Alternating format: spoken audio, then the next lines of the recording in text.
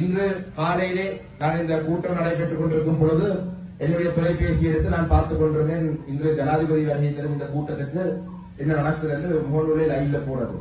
அதை பார்க்கும் பொழுது அந்த பொதுமக்களை காட்டும் பொழுது அதில் இந்த பொதுமக்கள் என்ன இப்படி மொத்த மூடுறார்கள், சீரி எடுத்து இப்படி மூடுறார்கள், சரி மாஸ்க் போட்டிருக்கிறார்கள், இப்படி கையால மறைக்கிறார்கள்.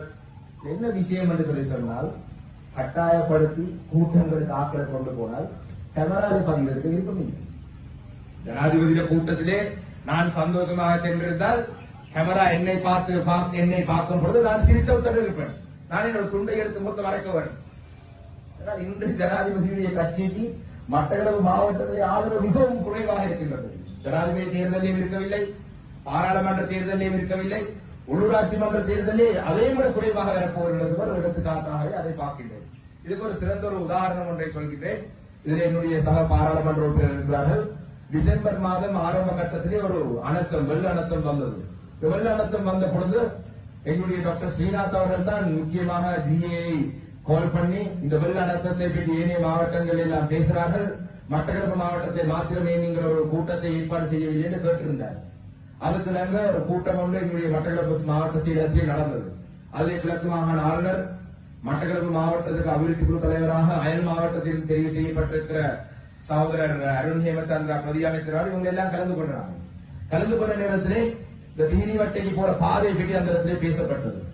அதற்கு நாங்கள் சொன்னாங்க, எத்தனையோ அபிவிருத்தி குழு கூட்டங்களை நாங்கள் சண்டை பிடிச்சு, கிழக்கு மாகாண சபையினுடைய முன்னாள் ஆளுநர் செந்தில் தொண்டமானுடன் சண்டை பிடிச்சு அந்த பாதையை புனரமைக்கிறதுக்கான ஏற்பாடு செய்யப்பட்டிருந்தது. அது ஆட்சி மாற்றம் வந்ததுக்கு பிறகு அதை தலைவராக கொஞ்ச நாள் இருந்தது. அதை கூடாத ஒட்ட வேண்டும் என்று சொன்னார்கள். அந்த நேரத்தில் நாங்களும் சில ஆலோசனைகள் வழங்கணும், இதை மிக விரைவாக செய்யக்கூடிய ஒரு சூழல் இருக்கின்றது, எஸ்டிமேட்டை எடுப்போம் செய்வோம் என்று. அந்த நேரத்திலே மாவட்ட அபிவிருத்தி குழு தலைவர் சகோதரர் அருண் ஹேமச்சந்திரா சொன்னார், நான் திருவோணமலையில இருந்து ட்ரெயினை அனுப்புறேன். நாளைக்கு டாக்டருக்கு ஞாபகம் இருக்கும், திருவோணமலையில இருந்து அந்த பெரிய கிரேனை அனுப்புறேன், இந்த தலைவராக புரட்டுறதுக்கு அது தேவையில்லை. சொல்லி 5 மாசம் ஆக போகுது, திருவோணமலையிலிருந்து கிரேன் வரவும் இல்லை, எங்களுடைய பாதையை ஒட்டி முடிக்கவும் இல்லை, இப்பயும் ஒட்டி கொண்டிருக்கிறாங்க.